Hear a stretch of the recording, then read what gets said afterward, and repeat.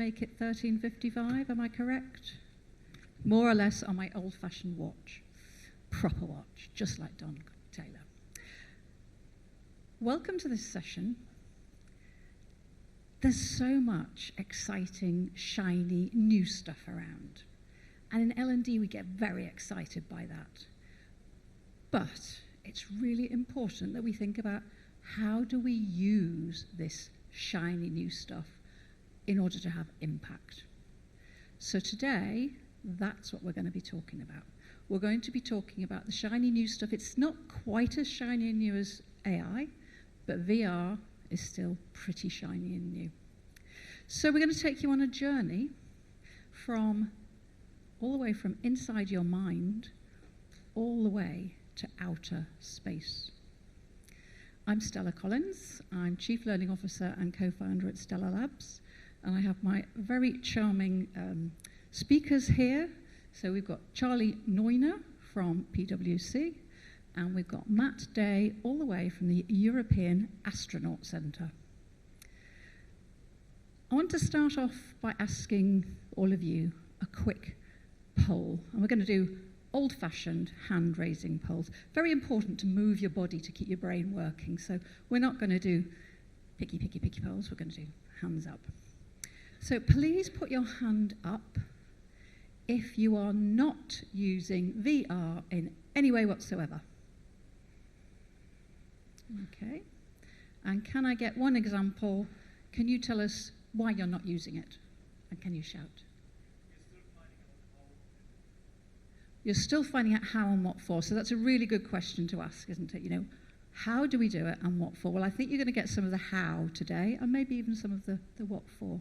Okay, hands up if you're exploring VR and you're kind of testing it or prototyping it or fantastic. Okay, the lady with the very pretty coloured jacket, cardigan.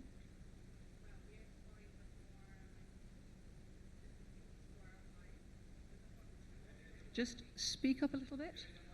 Oh, there's a mic coming. Quick. This lady here. Hi, I'm also from PwC, so basically we're exploring new ways of using VR for our clients, especially in the learning sphere. But again, I'm from PwC Malta, it's still not implemented because they find the costs quite high to actually implement. So yeah, basically that's why. So high implementation costs, but exploring. And is there anybody here who, you know, for them VR is just like, we do this every day, it's part of what we do? Marvellous. So the gentleman in the blue jacket just behind you there. Dave? Hi, bit loud. My name's Ish. I'm a learning technologist at USP College, and we've got about 50 VR headsets, and we're actively trying to integrate it within the curriculum, but in a more of an intelligent way. So it's taken a bit of time, because it's really difficult to find things. Obviously, when you work in FE, you need price is a very big factor. So a lot of the time, we're heavily priced out of products. So it's always about trying to find what is good for the teachers and the students, but it's also actually feasible for us to start using. Okay, brilliant. All right, so we've got quite a range here of people who are, you know, not using it at all, but hopefully a little bit curious. People who are in the middle, and some who are, you know, really actively using it. Well, we have two specialists with you here today. So I'm going to hand over to Charlie to start us off. Over to you, Charlie. Thank you very much, Stella. So yeah, good afternoon, everyone. My name is Charlie Neuner, Stella mentioned. My role at PwC is I sit in our kind of emerging tech function, and specifically within immersive tech, and I lead our kind of strategy pillar. And what that really means is I kind of we help kind of go to market, help both internally around how we implement immersive tech, so the likes of virtual reality, augmented reality, mixed reality, and also virtual worlds internally, but also for our clients and deploy at scale. So what I'm going to talk today about really is just, you know, where we kind of see the value of these technologies today, and some insights into kind of where we see them kind of best used, and then also kind of touch on the soft skills bit, and then how you kind of deploy them in a kind of responsible manner, but also with a kind of people lens. So just really quickly, the way that we kind of interact today with, the internet and everything else, it's changed dramatically to what it was when it first kind of was at its inception. So, the internet at its today, or its inception, was an information-driven world. We then moved to a social-driven world. And really what we are now is the kind of what we're moving into is the experience-driven internet. And that stems a lot from a new generation and the desires and what they're expecting from the internet. And I think this really translates well to kind of VR and learning, because it's an expectation of the next generation. It's how they like to interact, it's how they want to engage, and that's how we will capture their attention to learn. So within that, obviously this is an overview, a lot of you in the room might know this, but within the interactive experiences, you can do this in a number of different ways. Kind of virtual reality, which is kind of more replacing your environment, so taking you into anywhere in the world with 360 video or CGI content, and you can really the world is your oyster in what you do and create, and you can interact with those immersive experiences. Now, then there's the mixed reality angle and the augmented reality angle. Sometimes get a bit confusing. Augmented reality is just the ability to kind of overlay data in the real world, where mixed reality is the ability to kind of merge the two, and the ability to take being in the real world, but taking those virtual objects and interacting with them in your physical surroundings. So, for example, the common example is if I had a ball in mixed reality, I could bounce it off my physical wall because it could gather your actual surroundings. So, and of course, all of these sit under the extended reality spectrum, which is obviously very, there's lots of different words, different players in the market, everyone has the different terms. But today, we're really going to focus on kind of the virtual reality angle. And where we see kind of meaningful value across this spectrum is, a lot in kind of brand and communities, we see kind of retailers. The workforce enablement we'll focus on today, revenue diversification and process optimization, which is more digital twins. But today we're going to focus on kind of workforce enablement, and that's because we can really create immersive learning and education platforms within that space. So within that workforce enablement piece, these are the 4 key sectors that we see the value in.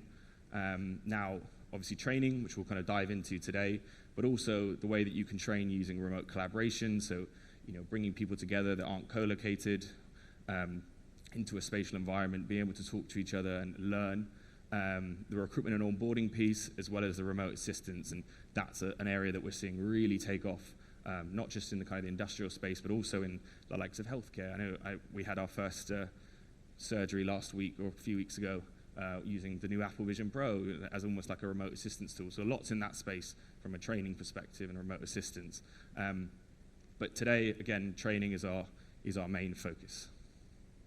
Now, what does this mean for training? We tend to classify this in, of course, hard skills and soft skills. Hard skills, which Matt will talk about a little bit later. There's obviously lots and lots of examples. How do I fix this engine?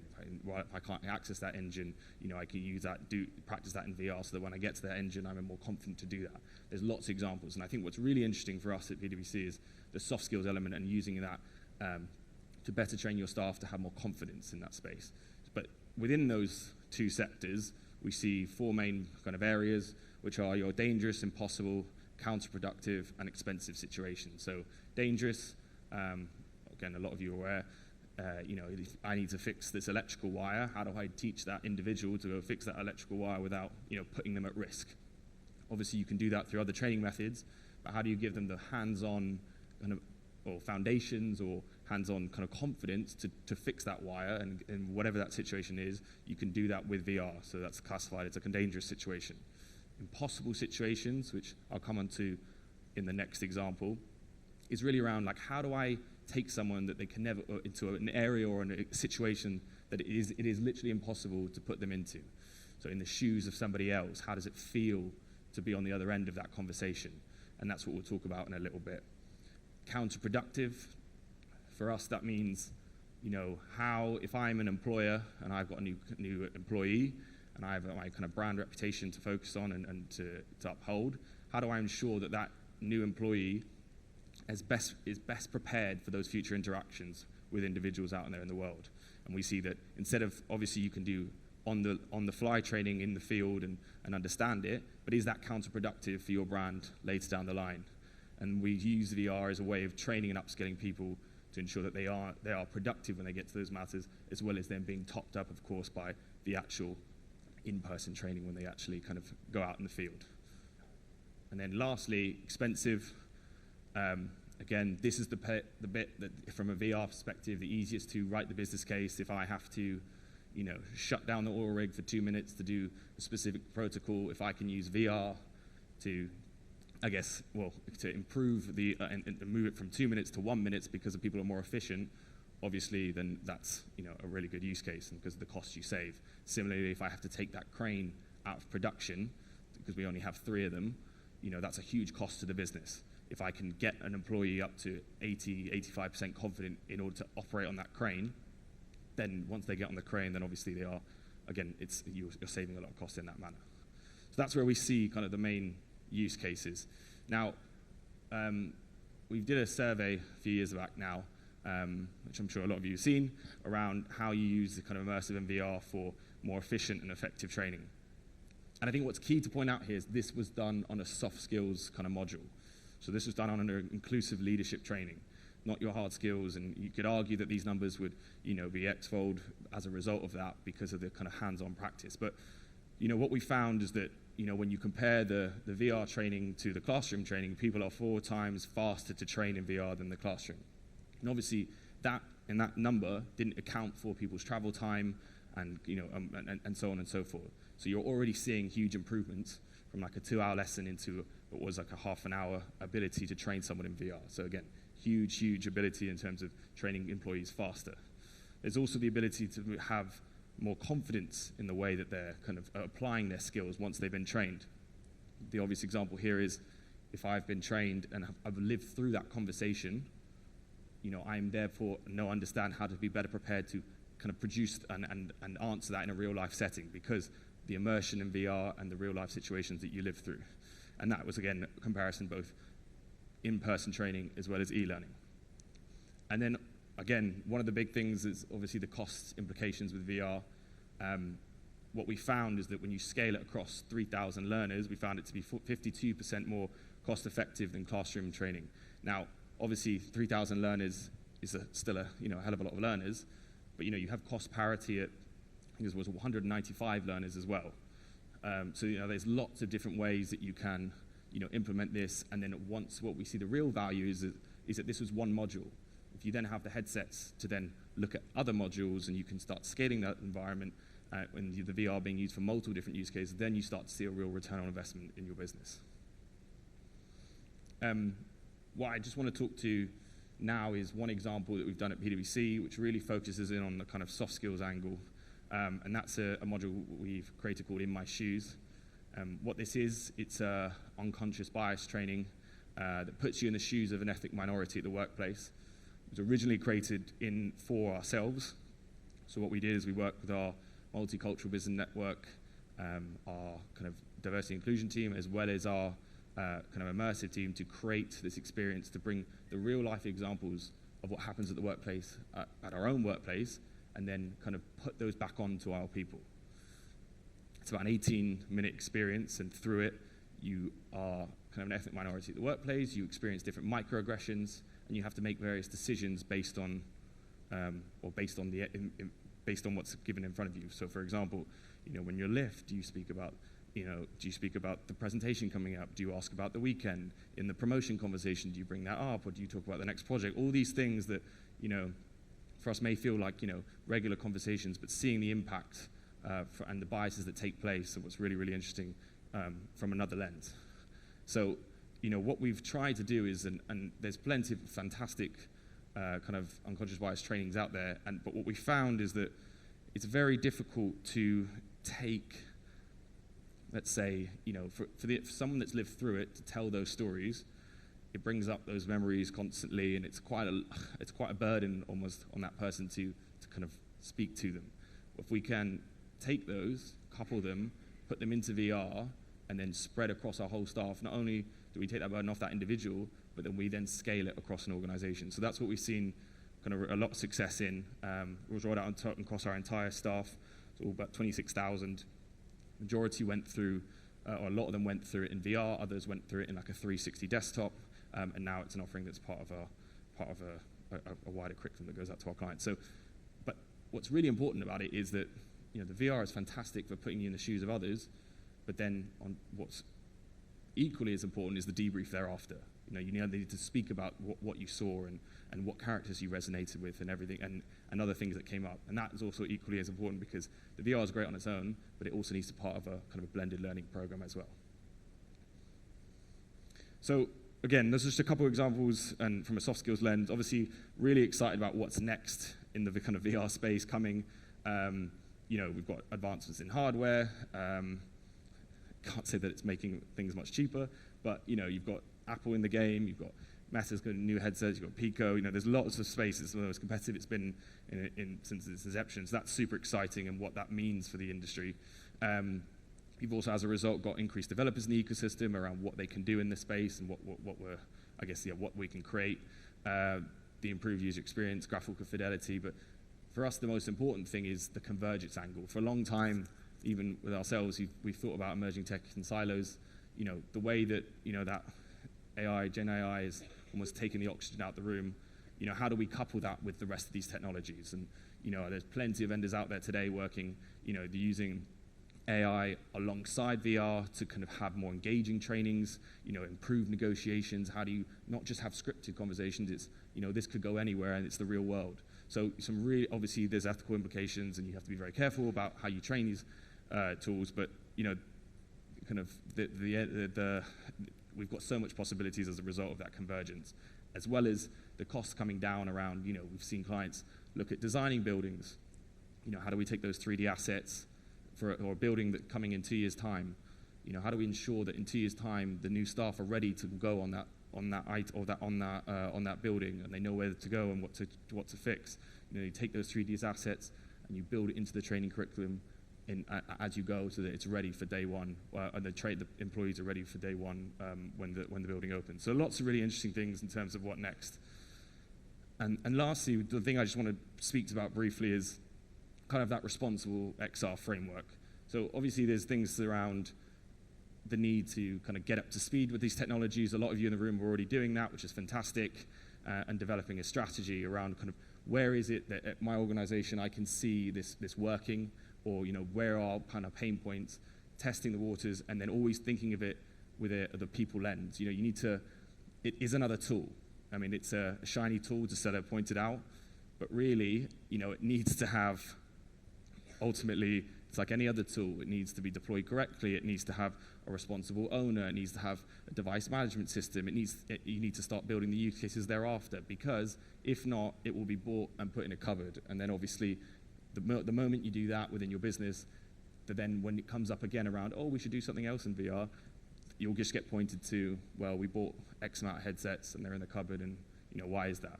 So there needs to be like a full strategy behind it with a people lens and an owner. And of course, from a guiding principles perspective, all of this content needs to be developed and rolled out with accessibility in mind, transparency, kind of regulation if you're in specific industries like healthcare, the sustainability angle, looking at the pros and cons of them, and then also kind of security and transparency. So, or mention transparency, but ensuring that the people that are going through the trainings, they know if it's an AI avatar, or if it's a real person, or what data is being collected with biometrics that's now coming out. There's lots of things that need to be thought through before we can just deploy. And lastly, it's a shiny tool. It's a very, very effective tool when deployed correctly, but it needs to have that kind of learning design element underneath it. There's lots of tools that are fantastic now that are allowing people to, let's say, you don't need, it's not huge expensive to develop things in, Unity and Unreal. I mean, that is what it is. But there's now a lot of low-code, no-code tools that allow us to, create the content ourselves, the advancements of Gen AI, what that can do for this space. But ultimately, as learning designers, they need to be part of this process from the offset, so that the training is effective in the end. Almost think of it as like the e-learn boom.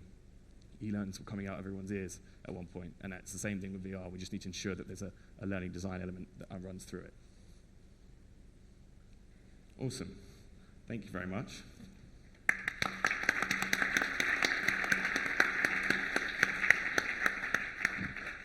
So we've just got time for a few questions for Charlie.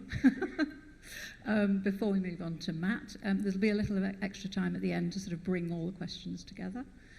Charlie, I just have one question, and it kind of comes from what I think I heard you say, which is that people now, when they're doing, soft skills, which is quite hard to feel confident in, but what I heard you say was they now feel confident, in this new competence. So how are you kind of measuring that, the confidence they have? Yeah, very fair question. A lot of it is kind of, they go through the training initially. We then obviously survey people that go through it, and then we then revisit the training every kind of 3 to 6 months to see where they are going and how they improve. A lot of these platforms now have metrics associated with them, and you can see them improve over time, and then you can start to measure that. And that's hugely important, especially when you're kind of building a business case, because ultimately, specifically in soft skills, very much more difficult to I guess, create that business case and what the value is. But if you can say that your employees are more confident in what they're doing, and then you can start attributing a value to that based on individuals' time and thereafter. So it's really for us about, putting them through it at multiple stages to then kind of measure that impact afterwards. You're making my heart sing, so that's really good. Repetition. We've got a question over here. Hello, my name is Gemma Dunn. I work for Intel. I am the Global Augmented and Virtual Reality Coordinator for the company. So I have a few questions for you based on what you said. I've heard an awful lot today in a number of different talks about moving away from the use cases in VR headsets and more an immersive PC training experience. Do you think that is where the industry is moving, away from the headsets?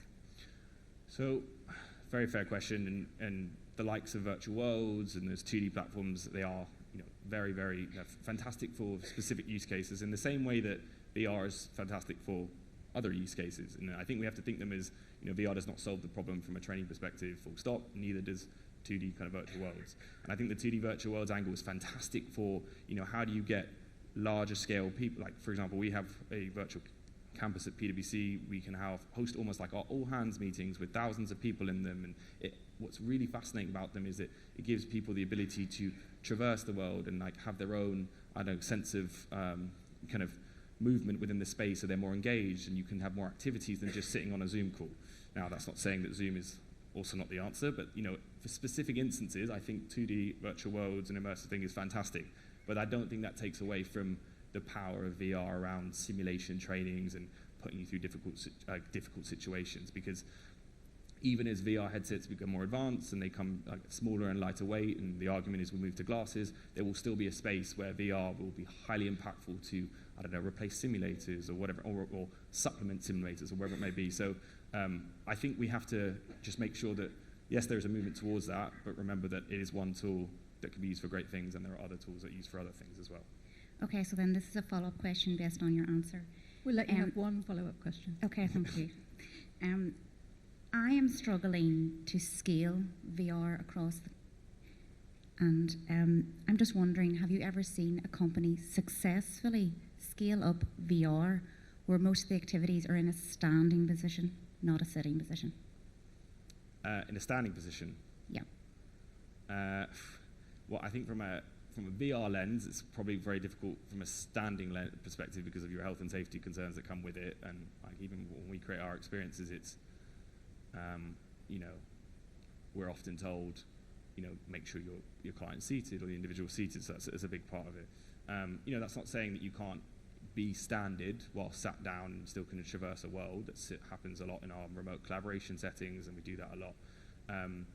So, I don't know, a lot of the standing examples, I'd say, probably lends themselves a little bit better to the mixed reality stuff now, where you can be in your real world and you can engage and you can walk around, whereas the simulation stuff we see a little bit better when you're sat down. Any more questions? We've got one from Rob over here. He told me he was going to ask Matt the hard questions, but he's obviously gone for you, Charlie. No, I'm saving the really hard ones for Matt. I'm really interested in accessibility, because it's sort of historically been really hard to make these experiences accessible, and I sort of check in on it every year. Where has it kind of got to? I mean, to what extent have you been able to make these experiences accessible, please? Yeah, a lot of that, if we're 100% honest, there's the mixture obviously with the hardware angle and then also kind of the software angle. Or for the content perspective. From a content perspective, I think there's lots to be done, and there's a lot that has been done.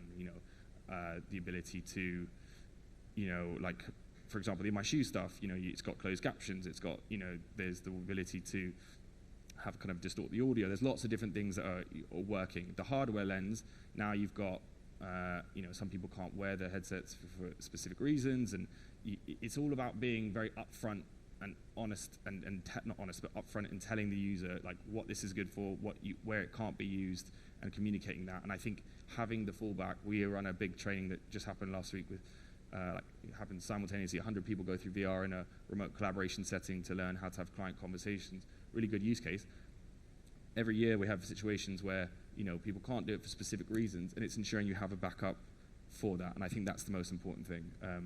But there's still work to be done, and there's lots of different initiatives and groups that have come together with the hardware companies to try and work on that. But I think to your point, we've still got a way to go a bit. We've got one over at the back there.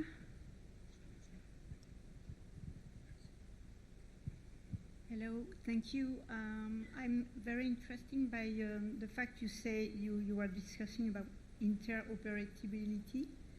And I was wondering to know if you have done some study about the different current suppliers, to know if they have common technology that which allow us to share the content. For example, I was thinking about Unity technology, or do you know if there is some merging things about this or not? I can't say we've done like a specific study into it, but what I will say is that you're seeing more companies open their doors a little bit more. So obviously Unity have various plugins. I mean, for example, we have one for the Vision Pro that just came out. The one thing that the Vision Pro just announced last week was that they're opening their doors to kind of WebXR. That's showing them playing ball a little bit more. We're seeing more and more companies feel the need to open their kind of gated walls a little bit, which is fantastic for the industry.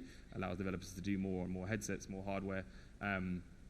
But similarly, from an almost interoperable perspective, almost like to make yourself almost, when you design these things, you should design it, obviously, if you're making a VR experience with VR in mind, but it needs to be translatable to a 2D environment as well, and you need to be able to access it on a desktop so that it can scale it in certain instances where people can't get VR headsets. So I think it's about ensuring that, yes, you create content for VR, but having a way that it's translatable to 2D if needed as well, because that's super, super important for our scale at the moment.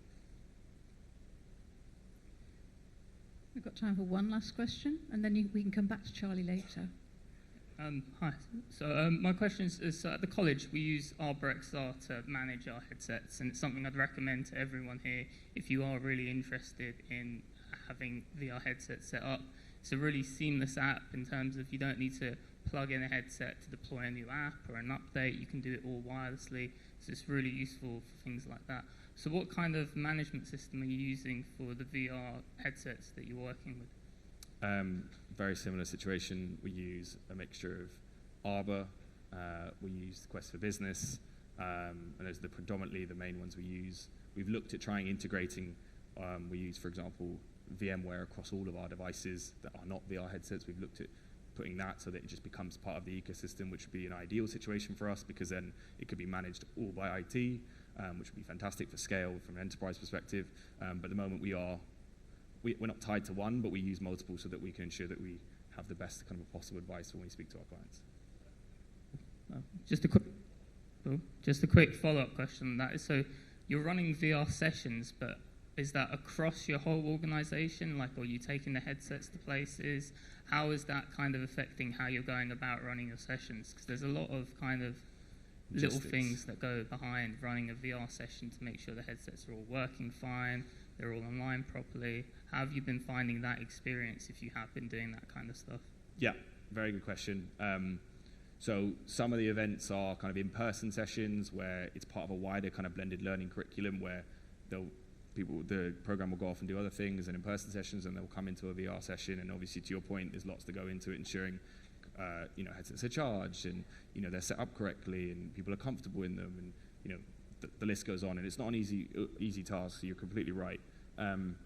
We're seeing this improve, I will say, already with the hardware. And what we found fascinating is the ability to put someone in a headset that's never gone for it, that's like a mixed reality setting, instantly they are so much more comfortable and kind of more, well, they're so much more comfortable and have the freedom and ease to do things because they are in the real world, and so they're comfortable, but then also can be immersed, and you can quickly change in and out settings, and that's just from the menu. So that's fantastic. And then also we also send headsets out to specific kind of users or sessions for kind of like collaborative VR or specific trainings as well. And obviously that comes with a kind of like a guided tour on how to use it, how to set up the headset, and then they go through it, and then the logistics kind of get sent back as well. But yes, there is lots that goes into that. So we're going to hold the questions for Charlie now, and we're going to give some space to Matt, who's going to take you into space. Matt, thank you, Charlie. Hello, good afternoon. Hello. So, I work at the European Astronaut Centre. I work for a company called Telespazio, but I work at the European Astronaut Centre, which is just outside Cologne in Germany. So what you're looking at here is a picture of our main training hall and a diving pool where we train EVA or spacewalk training. Bless you. Gesundheit, I should say in German. And the cylindrical piece of kit you see there is the Columbus mock-up. The Columbus lab is the main European part of the International Space Station. And you can see at the back, the grey doors and the kind of the blue rooms at the back, you see something Biolab if you've got good eyesight. They're the payload or the experiment training rooms, and I'll show you inside those a little bit later. So I'm going to talk today a couple of slides about how astronauts are trained in terms of the general flow, because I think it's important to put it into context in terms of some of the things I'm going to talk about later. I'm going to show a couple of examples of how we use video in training, and then some examples of how we use VR, AR. As we know, there's all sorts of terms, but I'm just going to use VR and AR as the terms. And then a couple of slides on looking to the future and some ideas and some concepts that we've got with VR looking to the future. So I just want to start with a question. How long do you think it takes to train an astronaut from the day they come in off the street to the day they go up to the space station? Any ideas? Anyone know? 20 years? 5 years? 8 years? A year? Well, actually that has happened, but only in a special case. But I can talk about that later. But so I would say, between 3 to 5 years would be if you're talking about the traditional flow of astronaut training. And so astronaut training is split into 3 main components. You've got basic training, pre-assignment training, which is the bit that can take various amounts of time, and then you've got assigned training, and then you go on board. So basic training, and I've got some examples here, it's the kind of the foundation, it's the degree course of what you do to prepare you for your career as an astronaut in the future. And you'll learn everything from biology, anatomy and physiology, ISS systems, you'll do diving training, Russian training, media training, sea survival training, aerospace engineering training, everything, you name it, in this period. And so 12 months ago, we had 6 new astronaut candidates, including Rose Coogan, our own astronaut from the UK. We've also got Megan Christian, who's one of the reserves, and we've also got John McFall, who's taking part in the Para Astronaut campaign, the FLY campaign. And I fly back to Germany tomorrow, and on Monday, they graduate. They finish their basic training, and then they move on. And that's just a picture of me. Last week, we had the astronaut candidate assessment day, which was kind of like an examination board, and I was the one asking the questions and sort of hosting the event. Now they're done with basic training, it's finished. So once you've done basic training, you then move into this pre-assignment phase, and in some cases that can take years, and in some cases it's 0 time at all. We already know that 2 of our astronauts have already been assigned, so when you get assigned, that's when you've got your date to fly. And you might be waiting in the middle for a long time, for years, depending on when you get your mission assignment. You'll get given a job on ground, and then you'll do sort of like additional periods of training. You then move on, you get your ticket to fly, you know when your mission is, and you go into assigned crew training, where you focus for 18 to 24 months on the specifics of your mission. You then go on board, and I'm going to talk a little bit later about some of the onboard training that I'm involved in, which is specifically video training for astronauts on board ISS. So looking at assigned training, which is this main sort of chunk of it, astronauts don't spend their time floating around in space taking pictures all the time. They spend their time working. They do 10, 12-hour days, Monday to Friday. Often they'll do activities at weekends as well. And they're always doing something. So they're always installing equipment, fixing equipment, installing experiments, conducting experiments, doing sort of like maintenance on board the space station. So they're kept very active. And everything they do is done in line with a procedure. The procedures are the instructions that they have to go through. So nothing that they do on board station is done without a procedure. And here we've got Alex Guest, who's going through one of the procedures. We use laptops on board or iPads, and then he's going off to kind of do the step in the procedure in the activity that he's kind of working on. So on the ground at the Astronaut Centre, we train on predominantly real hardware. So the picture in the middle, that's the Swedish astronaut Marcus Vandt with my colleague Frank, and they're inside the Columbus mock-up that you saw at the beginning on one of the first slides I showed. And at the side, that's inside those experiment booths, those sort of blue rooms at the back of the training hall that I was sort of talking about. And you can see that they're training on real equipment. So why do you think there's no pictures of VR headsets or mixed reality or AR here?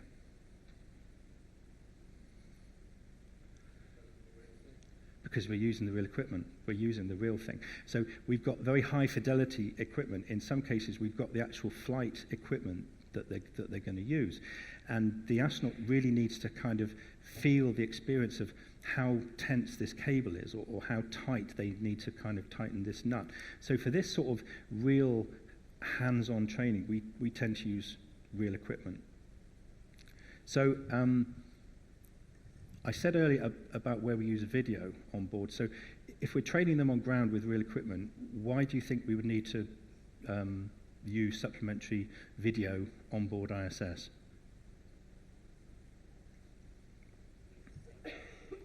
Sorry? For things they haven't done? There was somebody else said something? Yeah, so there might be a long training gap. There might be a big gap between the time they were trained and the time they do the activity on orbit. So they might need some refresher training, or they might need to do some unplanned maintenance or unexpected maintenance work. So also we find that the astronauts really enjoy video training, and they say, give us more of it.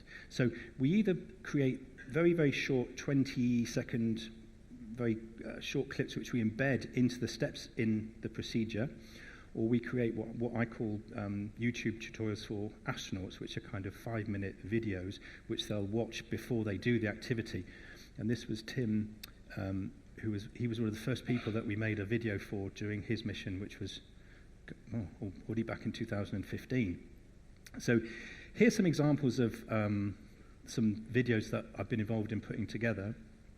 And I think there's about 3 or 4 different videos here, but we've just taken different clips. So you can see that we use, we actually record things, we actually use video that we filmed. If we can't actually film something, we'll use the engineering diagrams and we'll create 3D animations. We like to use on-orbit video if the activity's been done before, where we can. And we've got sort of pretty good now at sort of knowing at what level to pitch things, how detailed it needs to be, and how to focus in on what's really important and what's not important for what the crew need to do on board. And I can talk about that a bit more afterwards if you're interested. So now turning to VR, here's some examples of where we do use VR and AR, and particularly in the basic training as I talked about earlier. And you can see here though that the tasks that they're doing, or what they're doing, is quite different from the slide I showed before, which was the hands-on sort of real mechanical skills type training. But I'm just going to talk about a couple of these examples here. So the first one is the ISS fly around, and this is something that we've developed in-house at the Astronaut Centre. So it's a scenario where you have two of the astronauts and an instructor in the scenario at the same time. So the instructor, Livia, has done a great job, and Chris, who did the programming, my colleague, have done a great job of sort of putting this one together. So what this is used as is the instructor gives a lesson using PowerPoint slides in a classroom, talking about the structures of the ISS and sort of like how they fit together. And then they move to the XR lab. We call it our XR lab. The extended reality is the term that we use for everything. And they take part in this simulation. Now, everything in terms of the size of the Earth and the speed of the Earth rotation, that's kind of accurate. But obviously, you can't fly around the outside of the space station. That's not a possibility. So you can do it, though, in VR. So it's used as a confirmation of the learning that they've already done using sort of, can we call it old-fashioned PowerPoint slides. And the instructor has created a lesson plan for confirmation of what they've done previously. And where the crew have found it really particularly useful is for understanding the reference points of how the space station orientates itself in space. And the ability to go and visualize things has been very well received. Another example is the anatomy and physiology training in basic training. Now this one is an off-the-shelf package. We've just bought this. I think it's called Anatomy X is the package. Again, we use it in a collaborative scenario. So the instructor, you can see they're in a classroom. In fact, that's the classroom that Rob was in when he came to visit at EAC. You can see the training hall out to the side, and the instructor has built a lesson plan. They used normal slides again to teach anatomy physiology, and then they don the, in this case, HoloLens headset, and they work collaboratively, and it's quite a nice program that you can strip away layers of the body. You can strip down to the skin, the muscles, the skeletal system, whatever. And it's all been built into the lesson plan by the instructor. I've got another example here of robotics training. So we teach at the Astronaut Centre how to operate the robotic arm on board the space station. Now, traditionally, this has been done using a mock-up of the actual controls with a bank of computer screens running a simulation. But what we've done is we've built a VR environment so you can actually immerse the crew in a realistic environment so they can actually visualize how it would be to operate the robotic arm on board the ISS. And the instructor is also in the scenario as well. And the instructor has built the lesson plan and using this as a tool. Now, I've used one word that connects all three of these very disparate examples. What word have I used for all of them? I heard somebody say it. Instructor. And that's the important thing, that there's an instructor involved in all of these VR applications, and all of them have been built according to sound instructional techniques, using good techniques of courseware design, and there's always an instructor in the loop controlling things and leading the learning. So does anyone know what that is? Sorry? So we're building a space, well, I say we, I'm not, but NASA, Europe, some other international partners are building a space station which is going to go around the moon. So the idea is that we're going to put humans back on the moon probably within the next 10 years, and the first flight around the moon is planned to take place at the end of next year. So this is, anyone know the name of what the space station is going to be? There was going to be a prize, but no one's won the prize. So, okay, so it's called the Gateway Station. So looking ahead to the future, a couple of examples in terms of what we're doing, sort of looking ahead. The building up there to the top left as you look is a new facility which we built outside the front of the Astronaut Centre, which is going to be a lunar facility and analog used for lunar training. We're shipping in loads of Earth which resembles the lunar regolith, and you'll be able to sort of train in preparation to go back to the moon. So the couple of examples we've got here is this one on the right. This is a VR representation of the lunar surface, and it's based on real imagery of the moon taken by satellites, and it replicates all the important things you need, like the gravity, the darkness of the moon. One of the points is that once the sun goes down, it's incredibly dark, so you can't even see into the shadows, and we'll be able to replicate that. And the one over here is to do with EVA, extravehicular activity, or spacewalk training. So this is a VR application which we've developed, which they run before they go into the diving pool, which I showed you at the beginning. The important thing is you see the yellow handholds. The important thing is that when you do an EVA, what's it called? It's called a Kletterwald in Germany. I don't know. It's when you climb in the trees. I don't know if you sort of go up in the trees and you have the hooks and you hook yourself on and you go in the walkway over the trees and you unhook and hook yourself on, doing that sort of stuff. It's a similar situation when you do an EVA. So this VR application is used before they go into the pool in preparation to familiarize themselves with the route that they've got to take. And one of the things that we're looking at for the future is it possible to use VR underwater? So we're looking at developing a headset. We've got a prototype, but it's got a long way to go in terms of really nailing the safety aspects. But we've got a prototype, and we're looking at, is it possible to use VR underwater? Sorry? Oh, right, okay. Sorry, I thought. So where's that?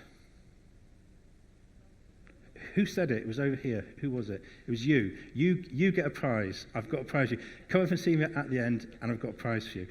Don't get too excited. It isn't anything amazing, but there's a prize. No, it's not a PlayStation. Don't worry about it. So that is London. Yeah. So that was taken from the space station, I think, in 2022 by my colleague Samantha Cristoforetti. And so that's what it will look like when you go off into the night, into the city to do whatever you're going to do tonight. So that's kind of the end of what I've got to say. I just want to repeat that we use real equipment, we use real hardware for the real hands-on tasks. We use video on board for refresher training or just-in-time maintenance training. We use VR and AR, but it's more in situations where you can't go somewhere, or you can't visualize something. It ties in with what Charlie said about, is it dangerous, is it expensive, is it sort of like really, really hard to get to? And the point I'd really like to stress is that it's very important to have an instructor in the loop and to use very sound courseware design principles that we would apply to any type of training, because at the end of the day, VR, AR, video is just a tool like any other. And that's it. Thank you very much.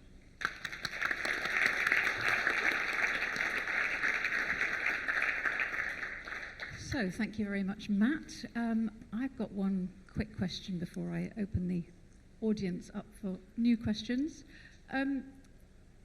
What makes for good VR and video training? How do you know when it's... how do you get it good? That's a question that I actually ask interns that I employ. It's one of the interview questions. What makes a good training video? What makes a... Oh, dear. It's like, I have to think about that. I think what's important is you've got to focus on your audience and who your audience is and what they need. So you've got to focus on what's the purpose of what you're doing. With the astronaut videos, their time is extremely valuable. I mean, everyone's time is valuable, but we know that we really have to focus on what is the purpose of what we're doing.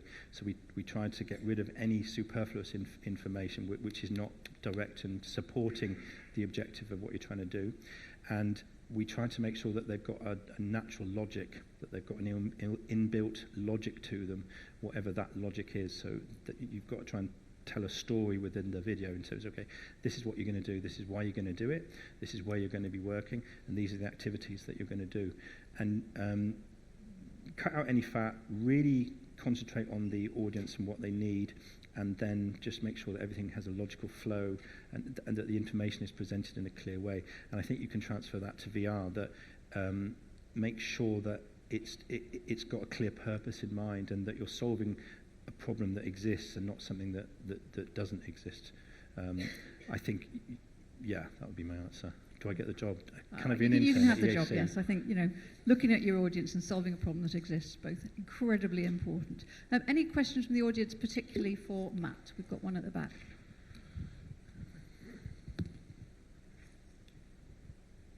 Hi, thank you for the presentation. I was wondering what your thoughts were on haptic feedback in use of VR. Haptic feedback in use of VR, what are my thoughts?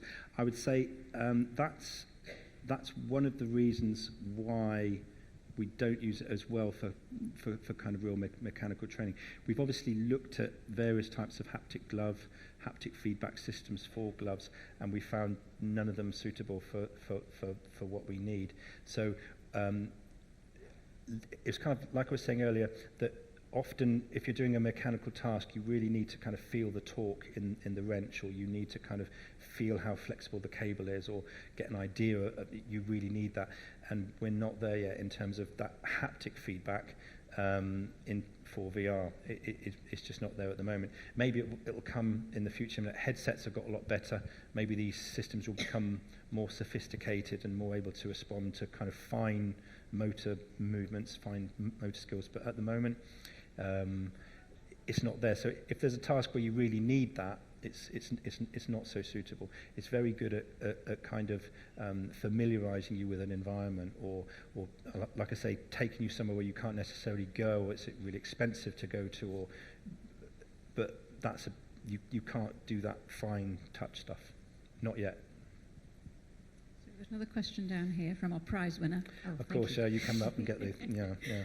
I was fascinated by this, and one of the things I saw was how potentially quite frightening it might be to climb along the outside of a spaceship, and I was wondering if you're using any biofeedback in your training to be able to assess whether or not people's heart rates or skin conductance or anything is being increased or changing, and whether that's useful feedback that you can give people, because I would think one of the best things about VR is that you can really create that kind of emotional resonance and realism, and so wondered if you're using any sort of biofeedback. It's not something, no, it's not something that we're doing at the moment, in terms of, because at the moment it's not relevant to the level of kind of what they're doing, and when they go diving and what have you, again, it's not something that we necessarily do look at.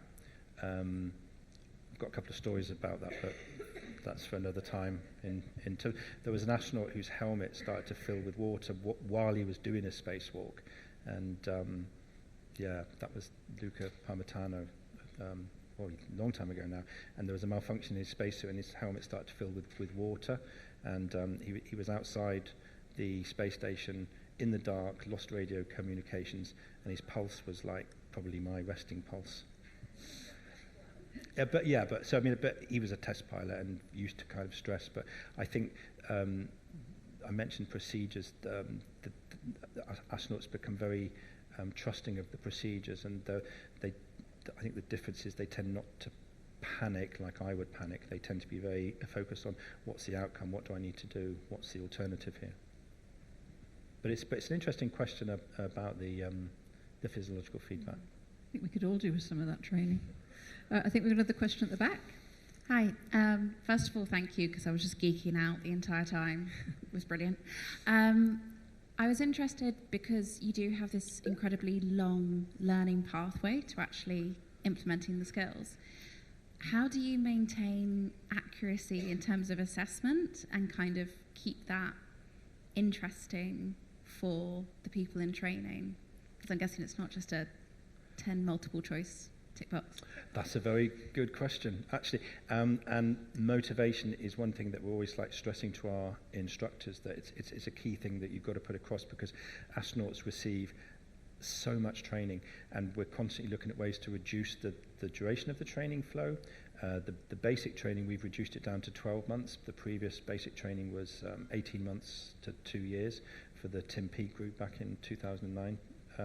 So we're trying to reduce the training flow for that very reason, that astronauts can become very jaded with training, and it's why we're looking for ways to constantly try to keep it interesting, because if you get off a plane from Houston and you arrive in Cologne, you've flown overnight, and then Monday morning your first lesson is on the I better choose the system. No, on a system, because one of my colleagues here, as I've said, their system is boring. So, but you get training on, I don't know, a very heavy, sort of turgid, sort of mechanical system.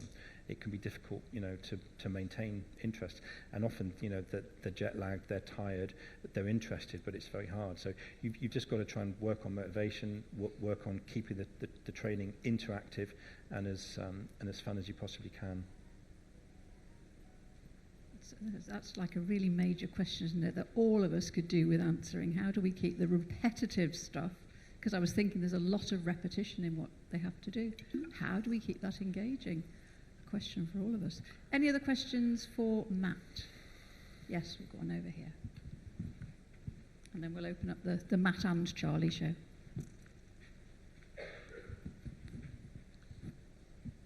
Thank you so much for sharing this. I'm curious because you have a very small group of people that you're training and really specific, like life-impacting content and really advanced technology. So I'm curious, how do you work with each other to make the content and the technology work well for the learner? So what is the process of creating it? Are you an expert astronaut first or really good with the tech first, and how do you get there?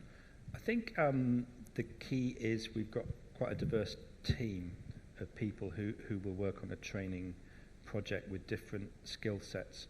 So the key thing is to know what's required, you know, what's the end goal, what does the audience need. So once you've kind of worked out, okay, this is the problem, this is what we need to kind of fix it, within the team you kind of take on roles and responsibilities. And I think what's important, for example, with the video, 8-9 years ago, we didn't use video, didn't know anything about it. And I was part of the team that had to kind of set up the video team. And the most important thing was to set up a process, just to try something out. Does this work? No. So we just did a pilot scheme, and we took from that what worked, but we based it on what we knew was good courseware design principles, and these haven't gone out of fashion for many, many years, and I don't think they should. So I think if you base it on sound design principles, you focus on your audience, and you kind of come up with a robust process.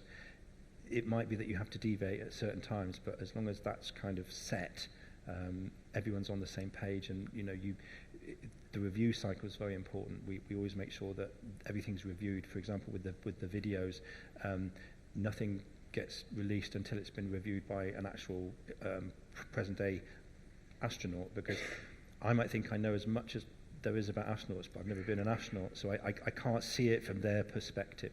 So it's very important to kind of show it to them, because they might say, hey, you know, in zero gravity, that's not possible, or here's a better idea. An example would be, we were looking at one of these videos was how to fix something to the deck of the space station, and we were all kind of, oh, we do it like this, we do it like that.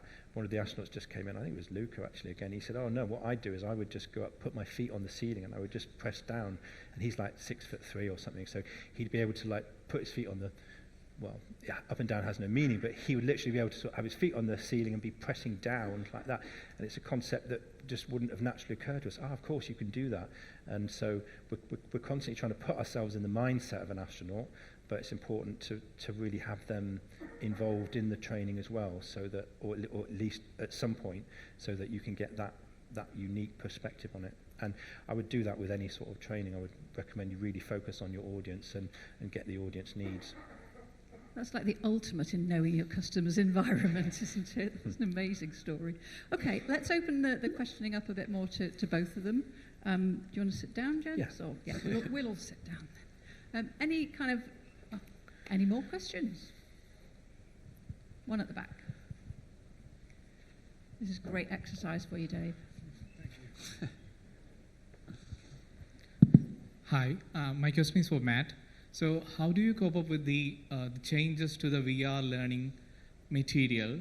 So I'm coming from a medical robotics company, so we have VR simulators. One of the issues that I find is we will take like 6 or 7 months to create a proper VR curriculum, and then immediately there is sudden change, and there is not enough time for you to make that change in the VR. So when we showcase that to the customers, VR is such a big thing, but when there is these kind of situations, we need to put VR in hold, because if it is a video or a training material, we can still show the new changes parallelly. But when you're in the VR, we can't ask them to pause because that is obsolete by the time. So how can we quickly make these changes in the VR? I mean, in your industry, I'm trying to understand how do you cope up with this? Well, because we've got quite a small user group, we're not sort of rolling out things as such. So it's not such an issue for us in terms of things going obsolete, because we kind of things don't change necessarily that fast in terms of if there's an experiment or if there's a piece of equipment that's going to grow up. It's more likely the equipment will be obsolete than the VR, because it takes a long time to get approved to go up to the space station. So we're always kind of in some ways ahead of the curve in sort of some ways. And so I don't think we've had a situation where the VR or the tool or the software's gone obsolete, and we're constantly looking at new headsets and new headset design so that the optical resolution is as clear as it can be to kind of overcome the motion sickness and the vertigo that it sort of gets.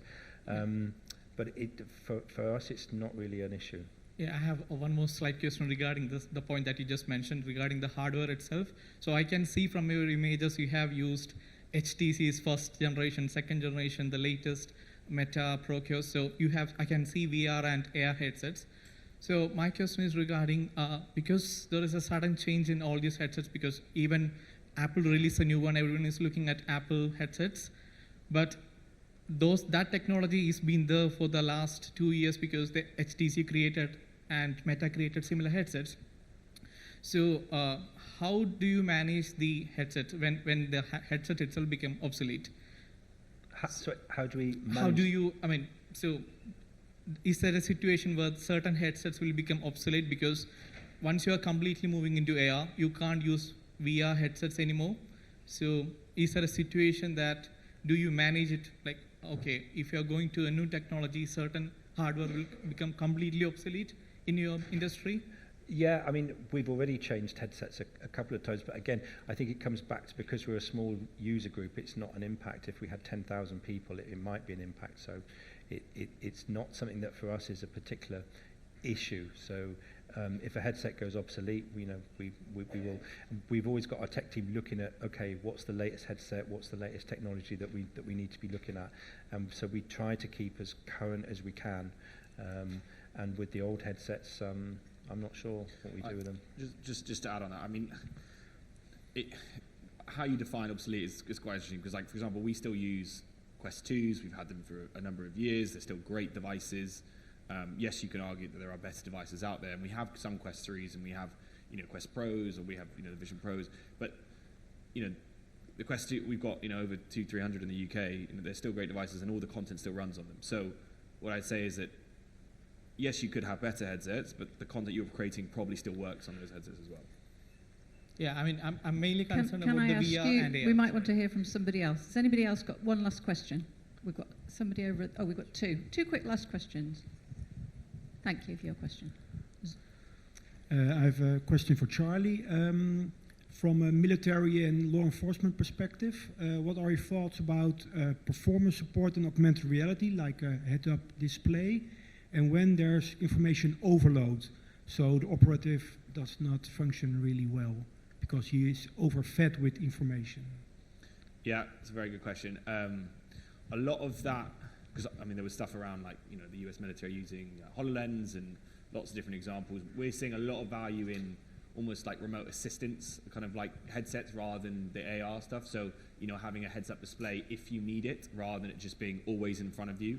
Kind of, if we learnings from like the field service maintenance angle of, I need to check the manual to see what's going on around me, so little feedback. That's super helpful because it's slightly out the way and you can still focus on what's in front of you.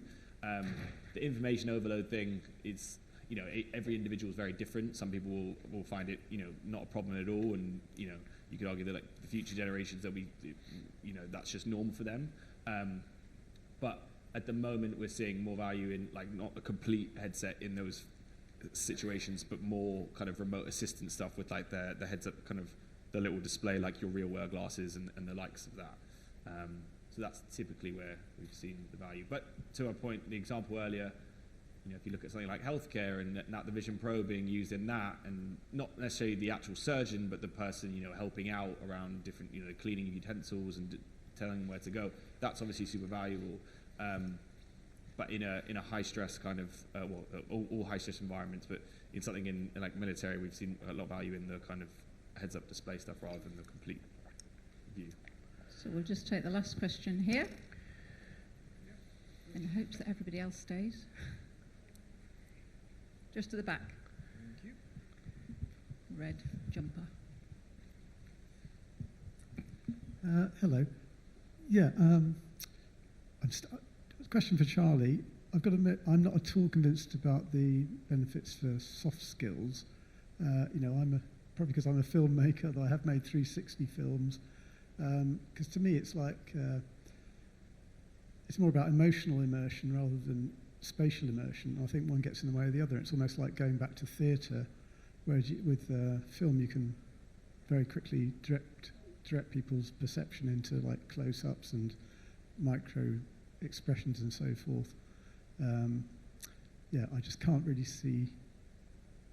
To me, it seems really clunky VR for that kind of stuff. So, can you convince me? And also, can you convince me with regard to your measurements that you've made on that? What are you measuring? That's what I didn't really understand in terms of to say that soft skills have actually changed through that. Yeah, it's a very fair question. So I guess the In My Shoes example, we use almost VR as like an empathy machine, but like the 360 videos, we've done examples around like cyber crisis training. Like how do you put someone through a cyber crisis as an organization? Very difficult to do unless you bring actors in and you relive that situation. Can you do that in 360 videos, understanding the nuances and people's expressions and how do you react to that? That's something you can scale. So we see a lot of value in that. And that is very difficult to measure, to your point. But it's about, for us, it's more like the lived experiences and that, and you can run that for your award levels or run all employees of like why you should be best prepared and put the appropriate controls in place so that you avoid those situations. So it's more, some of it is just like a general education piece. From like, measuring kind of things within the soft skills environment, the one like study we did, obviously we did the initial study and the study we did thereafter with like In My Shoes, we looked at kind of empathy levels across people that didn't go through the training, people that did the training in like 360 video, and people that did the training in VR, and we kind of compared those. A lot of that is survey based. Some of it is based on actions you said you were going to take, and then revisiting in 6 months' time, and then measuring those actions based on what you said you were going to do. It's not the easiest thing to measure, but that's how we've kind of tried to take that approach and come up with the numbers that we have. And we found that, I think if you compare VR to no training at all from an empathy levels, it's 90% more aware of your microaggression levels versus 50% more so than the 360 desktops. So showing that VR, because you put them in the shoes of others, they feel those emotions and then trigger that behavioral change, and that's what we're really trying to do. But it is not the easiest thing to measure. Oh, can I allow one? Is it a quick question with a quick answer? It's a yes or no answer. Okay, we'll allow that. This is just a question for Matthew Day. I'm wondering if your astronauts, because they are in a unique environment, if you're doing soft skills training, communication, collaboration, those kinds of things that might seem important in the environment that they're going to be working in, do you do any kind of that training with them, or is it all practical training? No. No. Thank you, Matt. Great. Okay, I just have a question for all of you. Please stand up if you've learned one new thing today or heard something interesting. Oh. Please stand up and stay standing, and please stand up if you've heard 2 things that you thought were interesting or new. She said nothing interesting. I didn't say nothing. Okay.